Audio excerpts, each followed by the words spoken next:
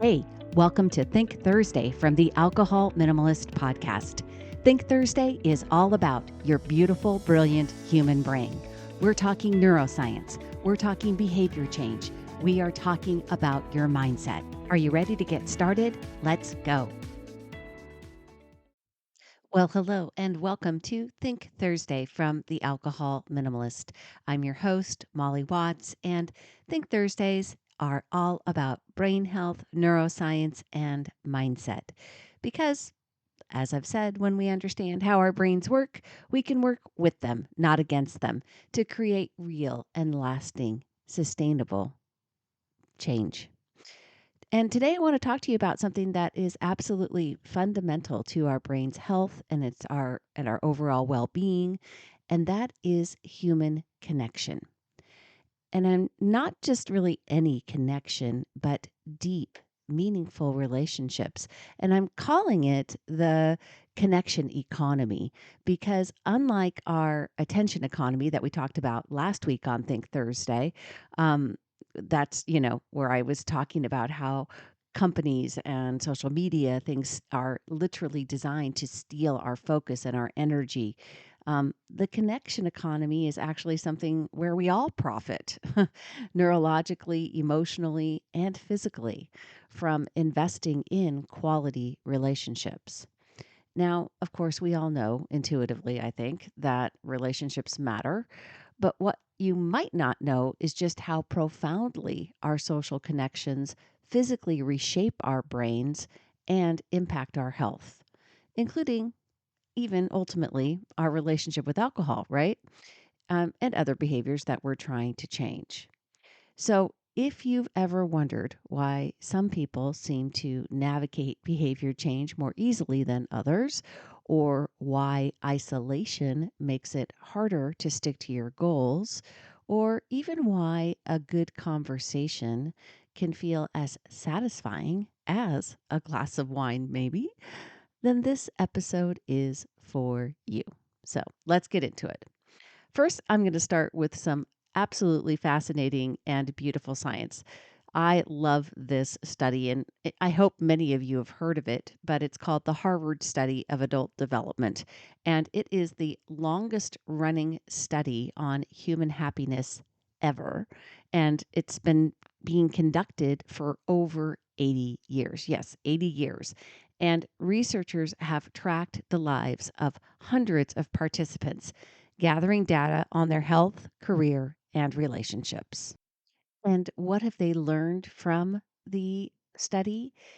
After all those decades of research, the clearest predictor of happiness, health, and even cognitive function wasn't wealth, fame, diet, or achievement. It was the quality of people's relationships.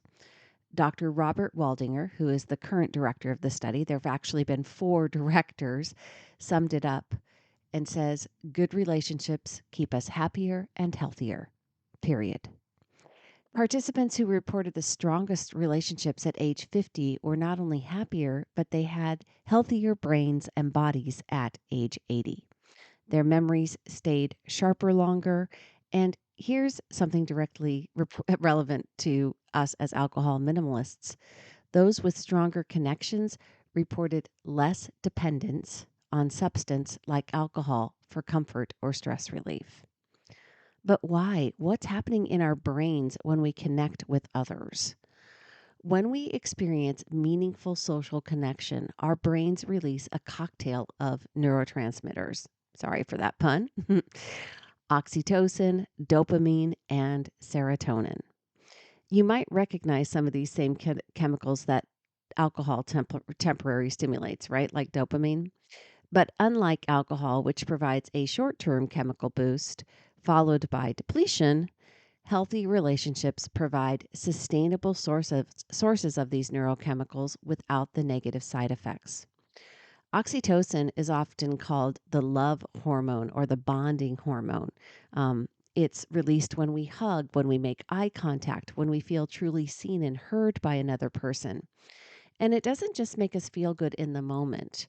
Regular releases of oxytocin actually strengthen the neural pathways associated with trust, empathy, and connection, making your brain more resilient to stress. And let's talk about what's happening at that neurological level when we are socially connected. Number one, stress regulation improves. So, strong relationships literally reduce your body's stress response. Your amygdala, that primitive alarm, that system in your brain, calms down when you are with trusted others. And this means lower cortisol levels, lower inflammation, and a stronger immune system. Number two, neural integration increases when you spend time in deep, meaningful relationships. Our brains are designed to sync up with other brains. When you have a deep conversation with someone, your brain activity actually starts to mirror theirs in what scientists call neural synchrony. This strengthens areas of your brain involved in perspective taking and self awareness, which are crucial skills for behavior and for behavior change. Number three, uh, these relationships make reward pathways, they actually reshape reward pathways. Over time, meaningful human connections literally rewire those same reward circuits that substances like alcohol affect. And this is huge for behavior change because your brain starts to recognize that the warm glow of connection is more sustainable and satisfying than that temporary, hit that you get from a drink. And number four, you build cognitive resilience. People with strong social ties show greater cognitive reserve, and essentially that means that their brains are more resistant to decline and more adaptable to change. And this translates directly to being more capable of learning new habits and behaviors. But there's a bit of a problem here because we are actually in a connection crisis right now. Despite being more connected than ever through technology, rates of loneliness have doubled since the 1980s. And a recent survey found that over 60% of Americans report feeling lonely on a regular basis. And these numbers spiked dramatically during the pandemic. And many of us, I know I can be guilty of this, have substituted true connection with digital interactions, right? Like just playing games or being on our phones or scrolling social media. And we might have like 500 friends online, but struggle to name 5 people we would call in a crisis. And when we feel like this, when we feel lonely, when we feel stressed out, it's really easy to see how people develop a habit of reaching for a glass of wine instead of reaching out to a friend, right? Our brains know the difference. A study from UCLA found that while in person social interaction reduced stress markers, the same amount of time spent on social media actually increased stress hormones. Our neurochemistry can tell the difference between a text message and a hug, between a Zoom call and a shared meal. Now, I'm not discounting Zoom calls, especially, for people. I do Zoom calls with my sisters because they live in different states. And I think Zoom is, it's a wonderful thing to at least be able to see each other when we didn't used to be able to. Obviously, you want to balance what I'm saying with an ounce of reality, right? The thing is, we can harness the power of the connection economy in our own lives and use it to support our behavior change goals. Here are 5 research backed strategies for using social connection to reshape your brain and to support lasting change. So, number 1, this is important. Prioritize depth over breadth. Research shows that just having 3 to 5 deep, meaningful relationships provides more health benefits than dozens of casual acquaintances. Quality trumps quantity every time. So instead of spreading yourself too thin, invest deeply in a few key relationships. Have the vulnerable conversations, share your journey, be present, and do the reaching out yourself. Don't wait for people to reach out to you. Number two, create connection rituals. Our brains love predictability. Regular connection points like a weekly walk with a friend, a monthly book club, or even a daily check in with your partner.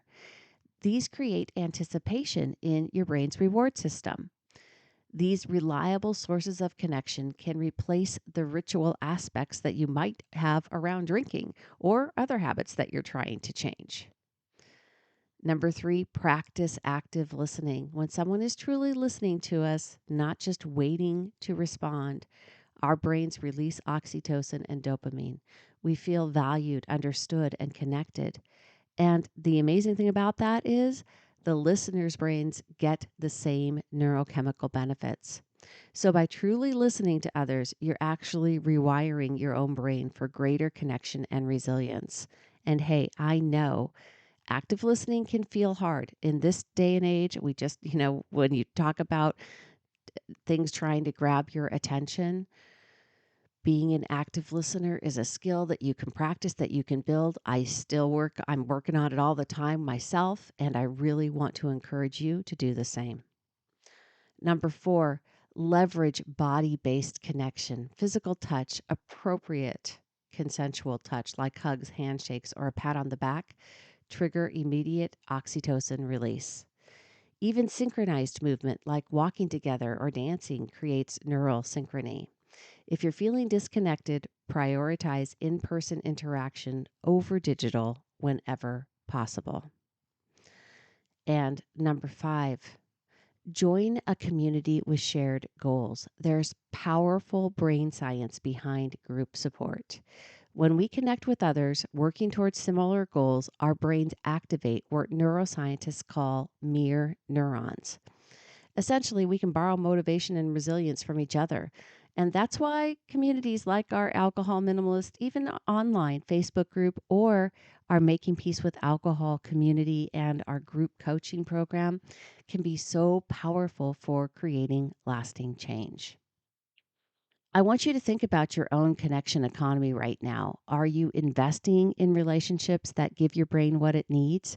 Or are you substituting quick fixes, whether you're scrolling through social media, having an extra glass of wine for true connection? Ask yourself right now what you can do to create better relationships in your life. Here's your Think Thursday challenge. For the next week, make one deliberate investment in your connection economy each day. Just one.